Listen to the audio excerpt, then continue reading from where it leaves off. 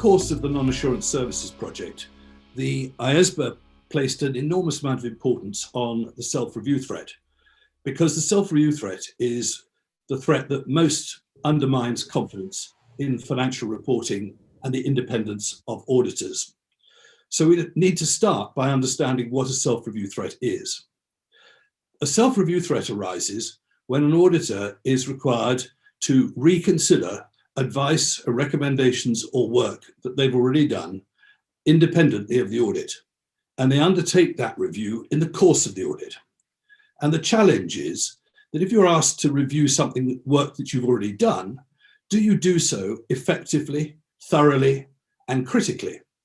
And so users of financial statements worry if an auditor has provided a non-assurance service and then relies on that in the course of the audit.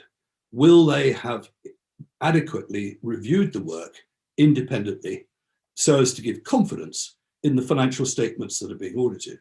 So for all of those reasons, IESBA thought it was critical to address the uncertainty or the risk to confidence that arise from the existence of self-review threats.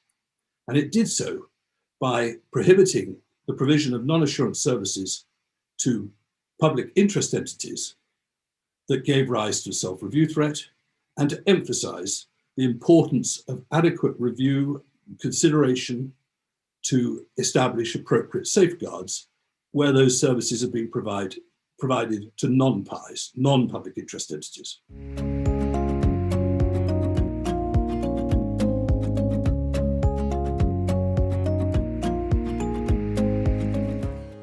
In the case of a public interest entity, the audit firm is prohibited from providing a non-assurance service if it gives rise to a self-review threat. It's an absolute prohibition. And the reason for that is that we've concluded, and that conclusion has been validated by numerous discussions around the world, that society, users of financial statements, do not believe that the threats arising from a self-review threat can be avoided or removed by safeguards or any other route. In the case of a non-PI, a company or entity that is not a public interest entity, the position is different. There are good reasons why those sorts of entities should be able to work with their auditors, and why that is in the public interest in terms of ensuring that the regulatory environment is not overburdensome and they have good access to good advice. And so in those circumstances, if you're providing a non-assurance service to a non-PI that gives rise to a self-review threat, you may proceed provided you have complied and satisfied the tests in the conceptual framework.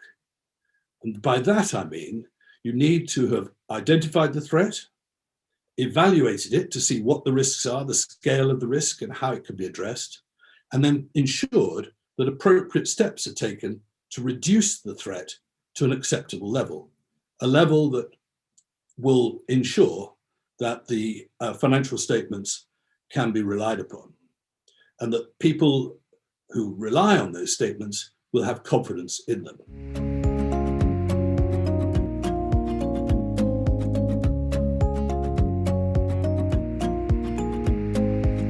There are, of course, 4 other threats: self-interest, advocacy, familiarity, and intimidation. Well, the truth is that those arise less frequently, and they give rise to different issues.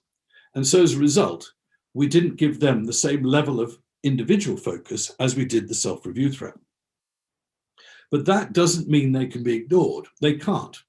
If those threats still have to be addressed properly and effectively in accordance with the code and in accordance with the conceptual framework.